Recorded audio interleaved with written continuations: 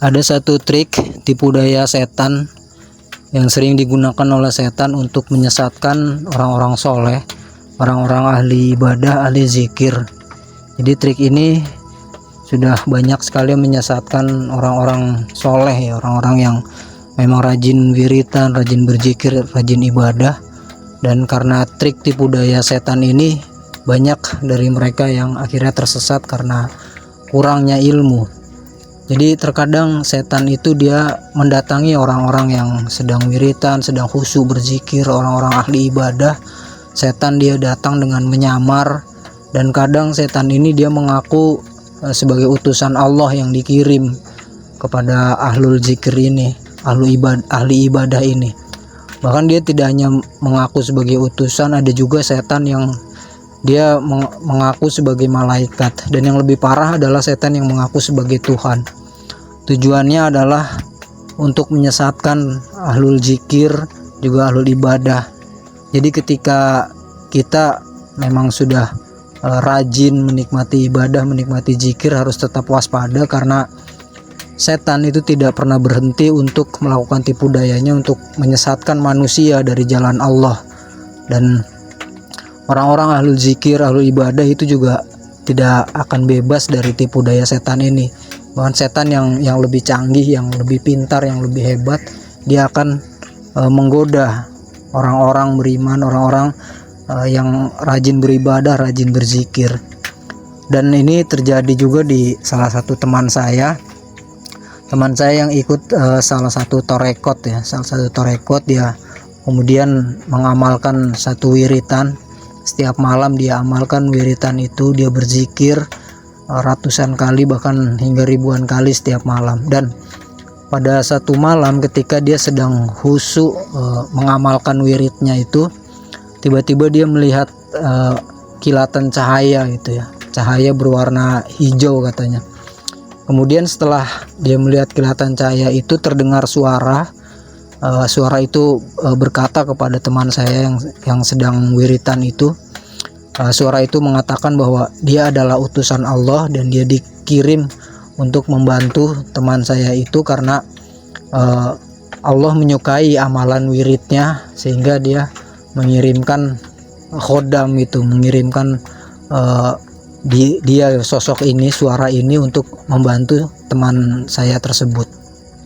Nah, setelah kejadian itu memang teman saya ini dia tiba-tiba saja memiliki banyak kelebihan ya, diantaranya dia merasa sangat dihormati orang lain. Jadi setiap orang yang melihat dia itu akan merasa segan dengan dia, tidak seperti biasanya orang ketika melihat dia itu biasa saja. Dan setelah kejadian itu, setiap orang yang melihat dia itu hormat kepada dia, segan kepada dia. Dan kelebihan lainnya adalah teman saya itu tiba-tiba saja dia bisa menyembuhkan orang yang sakit gitu, dengan hanya menempelkan tangannya dan mendoakan orang tersebut bisa sembuh dari sakitnya. Dan yang lebih aneh lagi, teman saya ini juga bisa menerawang gitu, bisa membantu orang-orang yang sedang kehilangan barang dan sebagainya gitu. Namun setelah beberapa lama, teman saya ini dia merasa terganggu kehidupannya. Dia tiba-tiba berubah menjadi orang yang sangat emosional gitu. Sering sekali amarahnya meledak. Dia bahkan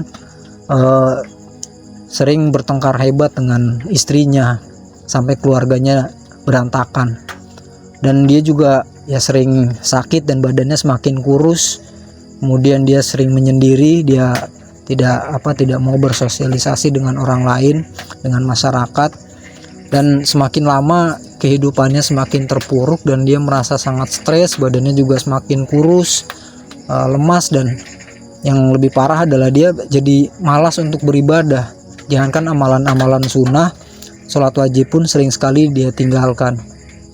Nah, akhirnya singkat cerita, dia diruqyah oleh seorang praktisi ruqyah, seorang ustadz. Dan ternyata saat dia diruqyah, penyebab dari kehidupannya dia yang semakin terpuruk itu karena adanya gangguan dari jin gitu, jin yang menjadi khodamnya dia, yang mendampingi dia. Dan dia mengambil kesimpulan bahwa jin khodam itu mendampingi dia itu sejak dia mengamalkan satu wiritan, dan saat itu dia mengalami kejadian yang aneh itu, yaitu yang tadi saya ceritakan, ada kilatan cahaya dan ada suara. Dan saat itu dia merasa takjub dengan dirinya, dan dia merasa bahwa sepertinya karena wirid-wirid yang dia amalkan itu dia mendapatkan karomah dari Allah, dan dia mempercayai sosok tersebut, yang ternyata sosok tersebut adalah setan dari kalangan jin, ya, dari golongan jin, yang dia itu mengaku sebagai utusan Allah, yang ternyata dia itu adalah setan yang ingin menyesatkan si teman saya ini. Dan ya semenjak diruqyah itu, kemudian jin khodamnya juga diusir. Teman saya alhamdulillah dia mengalami ya hidupnya normal kembali. Dan banyak sekali kejadian-kejadian seperti ini. Karena itu ketika kita sedang mengamalkan satu amal ibadah, mengamalkan satu zikir, kita sebaiknya berlindung kepada Allah Subhanahu wa taala. Dan kejadian ini juga saya juga baru mendapat satu cerita ya dari seorang praktisi ruqyah juga, itu Ustadz Muhammad Faizar. Dia menceritakan bahwa ada seorang pemuda.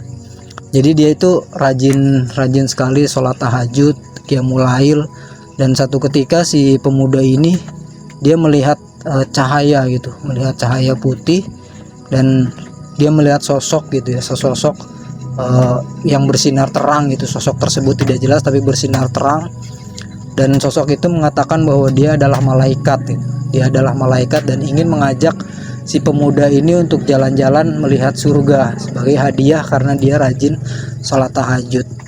Lalu pemuda ini dia percaya dengan sosok itu, dan akhirnya dia pergi bersama sosok itu dan sampailah di satu tempat yang sangat indah. Dan pemuda ini mengatakan bahwa dia tidak pernah melihat tempat seindah itu, dan mungkin itu adalah surga, kata pemuda ini. Kemudian pemuda ini pun menceritakan kejadian tersebut, peristiwa aneh tersebut kepada teman-temannya. Dan ada salah satu temannya si pemuda ini yang agak curiga ya, agak curiga dengan kejadian tersebut. Apakah benar itu memang satu karomah ya, satu kasyaf dari Allah, atau jangan-jangan itu adalah tipu daya setan gitu. Nah, karena curiga, akhirnya temannya ini dia minta untuk diajak sholat tahajud bersama. Dan tibalah satu malam temannya pemuda ini akhirnya sholat tahajud bersama si pemuda, dan benar saja sosok itu pun muncul kembali dan mengajak mereka untuk pergi jalan-jalan melihat surga. Dan sampailah di satu tempat, si pemuda ini mengatakan kepada temannya bahwa inilah tempatnya, tempat yang sangat indah itu, tempat yang menurut dia itu adalah surga. Namun temannya ini ternyata melihat tempat itu adalah tempat pembuangan sampah, bukanlah surga. Dan akhirnya si temannya ini mencoba menyadarkan si pemudanya tersebut bahwa sebenarnya dia sedang disihir oleh setan dari golongan jin. Akhirnya temannya ini minta berdoa, berlindung kepada Allah, dan dia juga melafazkan bacaan-bacaan ruqyah. Dan akhirnya si pemuda ini dia tersadarkan, dan dia baru sadar akhirnya dia bahwa tempat yang didatangi itu bukanlah surga, melainkan tempat pembuangan sampah. Dan seperti itulah salah satu trik yang sering sekali digunakan oleh setan ya, untuk menyesatkan orang-orang ahli ibadah, orang-orang ahli zikir. Hingga kita harus waspada saat kita mengamalkan berbagai amalan-amalan ibadah, amalan-amalan zikir. Kita mohon perlindungan kepada Allah dan selalu meluruskan niat kita hanya bahwa segala amalan-amalan ibadah itu tujuannya adalah untuk mendekatkan diri kepada Allah, bukan untuk mendapatkan hal-hal yang ajaib, hal gaib atau karomah atau apapun. Jadi tujuan kita beribadah hanyalah semata benar-benar karena Allah. Memang kejadian ini juga bahkan pernah dialami oleh seorang waliullah ya. Trik tipu daya setan ini juga pernah digunakan untuk menyesatkan salah satu waliullah. Bahkan dia adalah sultanul aulia, dia sultannya para wali, yaitu Syekh Abdul Qadir Al-Jilani. Syekh Abdul Qadir Al-Jilani sendiri pernah mendapatkan trik tipu daya setan yang seperti ini. Jadi ya, itu diceritakan sendiri oleh beliau, oleh Syekh Abdul Qadir di manaqibnya. Jadi suatu ketika Syekh Abdul Qadir Jilani sedang munajat, dia sedang khusyuk munajat, tiba-tiba di sekeliling dia itu memancarkan sinar gitu, memancarkan cahaya yang sangat menyilaukan. Kemudian dari sinar itu kemudian tiba-tiba muncul suara yang memanggil-manggil Syekh Abdul Qadir. Suara itu mengatakan, "Hai Abdul Qadir, akulah Tuhanmu. Aku datang kepadamu untuk menyatakan bahwa aku telah menghalalkan segala yang tadinya aku haramkan untukmu." Kemudian setelah mendengar hal tersebut, Syekh Abdul Qadir kemudian dia berteriak dan membentak, Iksayalin, kata Syekh Abdul Qadir Al-Jailani, "Keparat kau setan, enyah kau dari mukaku," kata Syekh Abdul Qadir. Seketika cahaya yang menyilaukan itu, cahaya yang bersinar tersebut tiba-tiba saja padam. Kemudian terdengarlah suara yang merintih. Suara itu mengatakan, "Ampunilah aku ya Syekh, ampunilah aku. Tuhan telah terhindar dari godaanku. Aku sengaja menggoda orang-orang yang ahli torekot tetapi bodoh tak berilmu. Tetapi Tuhan telah lulus dari godaanku karena Tuhan telah memiliki ilmu." Kata suara tersebut yang ternyata itu adalah setan yang ingin coba untuk menyesatkan Syekh Abdul Qadir Al-Jilani. Dan ketika ditanyakan bagaimana Syekh Abdul Qadir ini dia bisa tahu bahwa suara tersebut, cahaya yang muncul tersebut itu adalah setan. Syekh Abdul Qadir kemudian mengatakan dia tahu bahwa itu setan, itu dari ucapan setan itu sendiri yang mengatakan bahwa dia telah menghalalkan segala yang tadinya diharamkan. Nah, dari ucapan tersebut sudah jelas bahwa itu adalah ucapan dari setan. Sebab kata Syekh Abdul Qadir bahwa hal-hal yang telah diharamkan oleh Allah itu tidak mungkin jadi dihalalkan. Allah tidak mungkin menyuruh hambanya mengerjakan hal-hal yang telah diharamkan. Dan Syekh Abdul Qadir pun akhirnya dia terbebas dari trik tipu daya setan tersebut. Namun ternyata setan tersebut, setan utusan iblis ini yang ingin menyesatkan Syekh Abdul Qadir, dia tidak menyerah.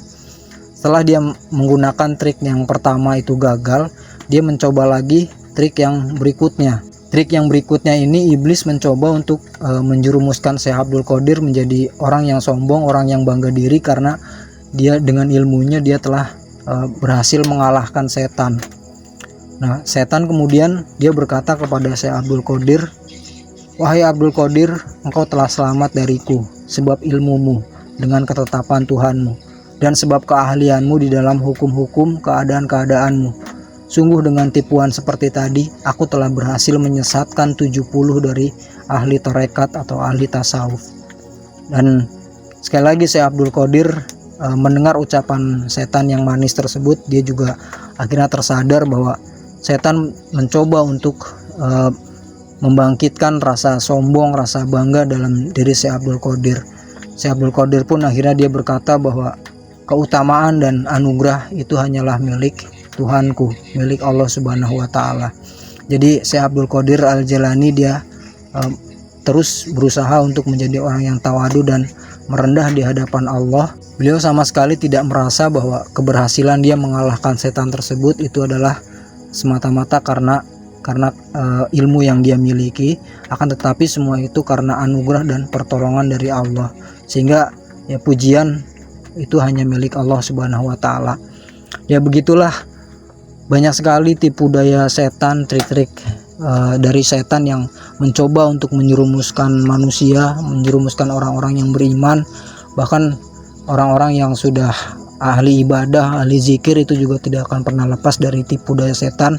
Karena itu memang sudah janji setan bahwa sampai hari kiamat nanti setan akan terus menggoda manusia dari berbagai arah, dengan berbagai cara untuk menjerumuskan orang-orang yang beriman agar meninggalkan jalan yang lurus dari jalan Allah Subhanahu wa taala. Jadi sekali lagi kita harus tetap waspada ketika kita mengamalkan berbagai zikir, berbagai ibadah. Kita sebaiknya memohon perlindungan kepada Allah agar dijauhkan dari tipu daya setan, dan kita agar senantiasa meluruskan niat kita bahwa amalan-amalan ibadah kita, wirid-wirid kita itu semata-mata hanya karena Allah, hanya karena ingin mendekatkan diri kita kepada Allah, ingin lebih mengenal Allah Subhanahu wa taala. Dan yang terpenting juga adalah agar kita senantiasa menambah ilmu agama kita, ma'rifat kita kepada Allah, ilmu-ilmu fikih juga jangan ditinggalkan. Jangan sampai karena kita sudah menjadi salah satu anggota torekot misalkan, atau kita mendalami tasawuf, mendalami zikir-zikir, ma'rifat, kita juga meninggalkan ilmu-ilmu fikih. Maka ilmu inilah yang akhirnya nanti sebenarnya akan menyelamatkan kita, sebagaimana si Abdul Qadir Al-Jilani, dia bisa selamat karena ilmu-ilmu yang telah dia pelajari dan dia miliki, dan tentunya juga karena pertolongan dari Allah Subhanahu wa taala. Ya, semoga Allah Subhanahu wa taala senantiasa menjaga hati kita, menjaga niat kita, menjaga iman kita, agar kita bisa terbebas dari tipu daya setan. Allahu a'lam bishawab.